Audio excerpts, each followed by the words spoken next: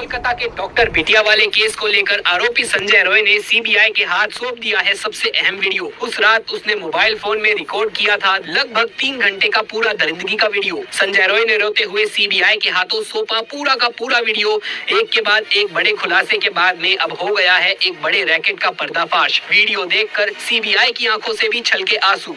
संदीप घोष सहित 7 लोगों के नाम आए सामने। इस मामले में अब जांच पूरी साफ हो चुकी है और 7 लोग सीबीआई के रेडार पर हैं और इन 7 लोगों को पकड़ने के लिए सीबीआई ने छापेमारी भी शुरू कर दी है, क्योंकि वारदात के दौरान तकरीबन 7 लोगों ने पहले शराब पी, फिर डॉक्टर बिटिया को बहुत मारा पीटा और फिर उसके साथ दरिंदगी की। कोलकाता के कई बड़ी हस्तियां भी शामिल हैं इस केस में। जी हाँ, कोलकाता डॉक्टर केस से जुड़ी सबसे बड़ी सक्सेस सीबीआई के हाथ इस वक्त लग चुकी है। अब सीबीआई के हाथ कोलकाता पुलिस को दिया गया एक बहुत अहम सुराग लग गया है, जिसके मिलने के बाद में संजय रॉय ने उस रात में फोन में रिकॉर्ड किया गया सबसे अहम सबूत दे दिया है सीबीआई को, जो कि उस पूरी हैवानियत को साफ साफ दिखा रहा है। इस मामले का पूरा खुलासा करते हुए सीबीआई की आंखें भी नम हो गई, क्योंकि इस मामले में अब तक की जो दरिंदगी बताई जा रही थी वो बहुत कम थी और अब कोलकाता पुलिस के हाथों कोलकाता की कई बड़ी हस्तियों के नाम सामने आ चुके हैं। सीबीआई ने अभी तक नाम उजागर नहीं किए थे, लेकिन अब नाम उजागर करने के साथ ही साथ वो वीडियो भी सामने आ चुका है जो कि आरोपियों की तरफ से रिकॉर्ड किया गया था।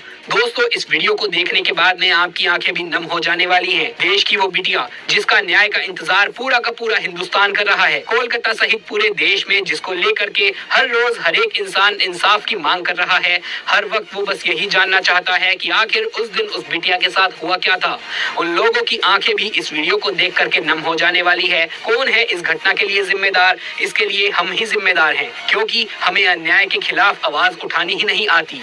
हम ये सब न्यूज देखते रहेंगे, दरिंदगी को बर्दाश्त करते रहेंगे तो ये बढ़ता ही चला जाएगा और इसके खिलाफ आवाज उठाना बेहद जरूरी है। इसीलिए कमेंट्स में जरूर लिखें जस्टिस फॉर फीमेल डॉक्टर। दोस्तों, सीबीआई ने इस मामले को लेकर के पूरी जांच कर ली है और पूरा खुलासा सामने आ चुका है। आरोपी संजय रॉय ने अपने आप को निर्दोष बताते हुए पूरी की पूरी एक के बाद एक बात सामने रख दी है। हालांकि आरोपी संजय रॉय भी निर्दोष नहीं है, लेकिन इस मामले में सिर्फ संजय रॉय ही नहीं बल्कि 7 और लोग शामिल थे जो कि संजय रॉय से भी कहीं ज्यादा इस मामले के गुनहगार हैं। आरोपी संजय रॉय ने बताया कि वास्तव में 8 और 9 अगस्त की रात को जो घटना हुई थी उसको 9 अगस्त की सुबह में नहीं बल्कि उससे 4 घंटे पहले अंजाम दिया गया था और ये सारी की सारी घटना स्लीप रूम सेमिनार हॉल यानी कि 3rd फ्लोर में हुई ही नहीं थी। इस घटना को अंजाम दिया गया था 1st फ्लोर पे और जब ये घटना हुई थी तो आरोपी संजय रॉय वहां मौजूद भी नहीं था।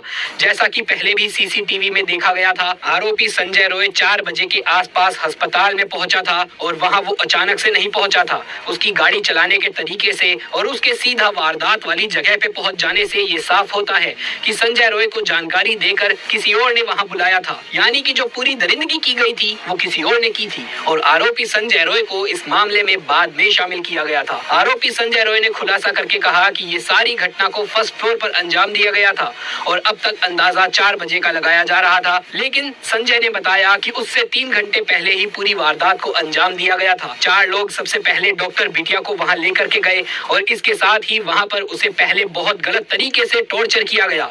उसकी बॉडी में एक एक जख्म के निशान उस पूरी दरिंदगी को बता रहे हैं। उसे घसीटा गया, उसके सर को फोड़ दिया गया, उसकी आंखों को फोड़ने की कोशिश तक की गई जिससे उसका चश्मा उसकी आंखों में घुस गया। उसका गला दबाया गया और गले की कॉलर बोन तक भी तोड़ दी गई। यानी कि कितनी ताकत के साथ में ये दरिंदगी को अंजाम दिया गया आप सोच सकते हैं। इसके बाद में हर एक बॉडी पार्ट को नोचने के निशान और जिस तरीके से उसकी टांगों को राइट एंगल पर पाया गया, यानी कि 90 डिग्री उसकी टांगों को फाड़ दिया गया। उस बिटिया की टांगे बीच में से फाड़ दी गई जैसे महाभारत में जरासंध के साथ किया गया था। और ये दरिंदगी सिर्फ संजय रॉय ने नहीं बल्कि इससे पहले कुछ ट्रेनिंग डॉक्टर्स ने मिलकर की थी। सीबीआई ने अपनी जो रिपोर्ट दी थी उसमें भी अब ये साफ कर दिया गया है, लेकिन आखिर ये दरिंदगी हुई क्यों? अब इस बात का खुलासा करते हुए संजय रॉय ने एक बड़ा रैकेट पकड़वा दिया है। संजय रॉय को आरजीकर हॉस्पिटल के बारे में बहुत कुछ पता था और आरजीकर हॉस्पिटल में जो कुछ भी चल रहा था उस बात की जानकारी डॉक्टर बिटिया को भी लग चुकी थी। आरोपी संजय रॉय ने बताया कि आरजीकर हॉस्पिटल में आंखों की तस्करी से लेकर महिलाओं के साथ दुष्कर्म सहित कई चीजें जैसे कि ड्रग्स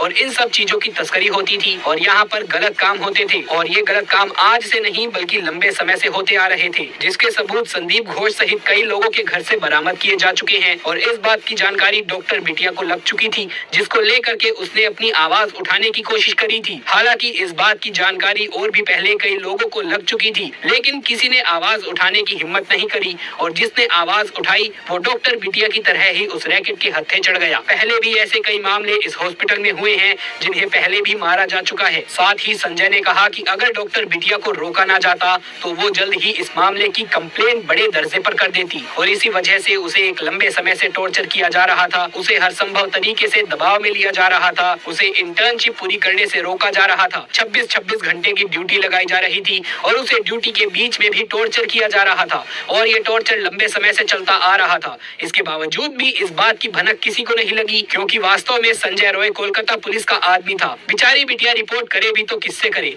बात रखे भी तो किसके सामने रखे। इतना ही नहीं दोस्तों, इस मामले में कोलकाता के कई बड़े बड़े राजनीतिक लोगों के नाम भी सामने आए हैं। जब इस केस में आरजीकर अस्पताल के लोग और कोलकाता के कई बड़े लोग शामिल हैं तो आखिर डॉक्टर बेटी की आवाज कहां तक पहुंच जाती और इसी वजह से ये बात डॉक्टर बेटी को पता थी कि उसकी बातें दबाने की पूरी कोशिश होगी। वो हॉस्पिटल के लोग जो इस सब में इन्वॉल्व थे उनमें प्रिंसिपल डॉक्टर संदीप घोष भी शामिल थे। जी हाँ, आरोपी संदीप घोष भी हैं और इस मामले को दबाने में सबसे बड़ा खेल तो संदीप घोष ने ही खेला है। संदीप घोष ने पहले इस पूरे मामले को करार करने की कोशिश करी लेकिन जब तक उस करार घोषित करने के लिए दो डॉक्टरों को सब में ये बात फैलाने के लिए कहा तब तक ये बात हॉस्पिटल के बाहर निकल गई और उस बिटिया का शरीर और उसका दर्द और उसका एक एक हिस्सा बता रहा था कि बात कुछ और है। लाख कोशिशों के बाद भी ये बात दब ना सकी और बाहर निकल ही आई और हर किसी ने उसे देखते ही बता दिया कि इसे मारा गया है और मारा भी किसी एक ने नहीं है बल्कि ये काम कम से कम 10 लोगों ने किया है। और इसी वजह से ये मामला जब नहीं दबाया जा सका तो आरोपी संदीप घोष ने अपने पद से इस्तीफा दे दिया ताकि वो इस मामले से साफ साफ बचकर निकल जाए और कोलकाता पुलिस की जांच से तो वो बच भी गया। लेकिन जब इस मामले को लेकर के लोगों में आक्रोश देखा गया तो केंद्र ने इस मामले को सीबीआई को सौंप दिया।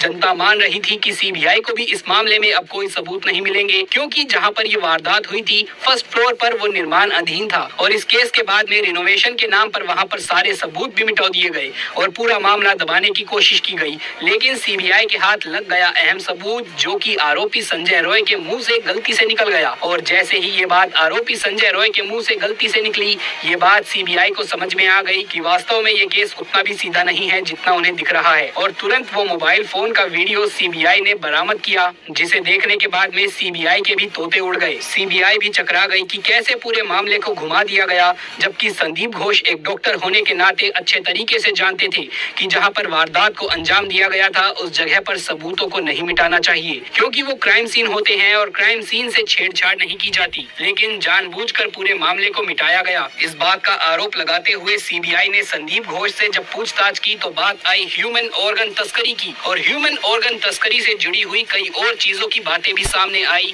जिससे लोग अब डर गए हैं। अब लोगों का ये कहना है कि वास्तव में ये मामला सिर्फ एक हॉस्पिटल का नहीं है बल्कि एक बहुत बड़े रैकेट का है। इसके लिंक बहुत अंदर तक हैं। ये लिंक ह्यूमन ऑर्गन तस्करी से लेकर के ड्रग्स और यहाँ पर महिलाओं के साथ दुष्कर्म तक के मामले सामने आ चुके हैं। अब बाकी लोगों पर भी शिकंजा जल्द कसने जा रही है सीबीआई। दोस्तों इसके लिए आवाज उठानी बंद नहीं होनी चाहिए। ये मामला तब तक बंद नहीं होना चाहिए जब तक एक एक आरोपी को सजा ना मिल जाए। तो हमें रुकना नहीं है और हमें इस बात को फैलाने के लिए हमेशा कमेंट बॉक्स में कमेंट करते रहना है कि जस्टिस फॉर फीमेल डॉक्टर, ताकि सबको ये बात पता चले, पूरी दुनिया को ये बात पता चलनी चाहिए कि हम इस मामले में जब तक पूर्ण न्याय ना मिल जाए तब तक रुकने वाले नहीं हैं।